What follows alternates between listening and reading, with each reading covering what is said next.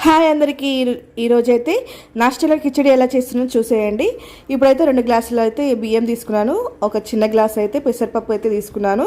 ఇక్కడైతే వెజిటేబుల్స్ అన్నీ కట్ చేసి పెట్టుకున్నాను. అలాగే ఇక్కడైతే ప్యాన్ పెట్టుకొని ఆయిల్ కొంచెం తీసుకున్నాను. నెయ్యి అయితే వేస్తాను అనమాట. చాలా బాగుంటుంది నెయ్యి టేస్ట్ అయితే, అందుకని నెయ్యి అయితే ఎక్కువ వేస్తాను. అలాగే ఆనియన్స్ వేయాక అల్లం వెల్లిపాయ పేస్ట్, అలాగే కొంచెం పసుపు, పచ్చిమిరపకాయలు, అలాగే క్యారెట్, ఆలు, బీన్స్ మనకు నచ్చినవి ఏవైనా వేసుకోవచ్చు అనమాట.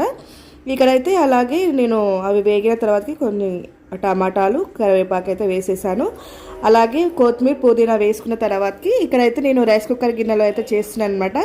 తాలింపు వేసుకున్న తర్వాతకి మనము ఎందులో అయితే వండుతున్నామో రైస్ కుక్కర్లో అందులో అయితే వేసేసుకున్న తర్వాతకి తగినంత ఉప్పు వేసుకొని స్విచ్ ఆన్ చేస్తే కిచిడి అయితే 5 నిమిషాలలో రెడీ అయిపోతుంది.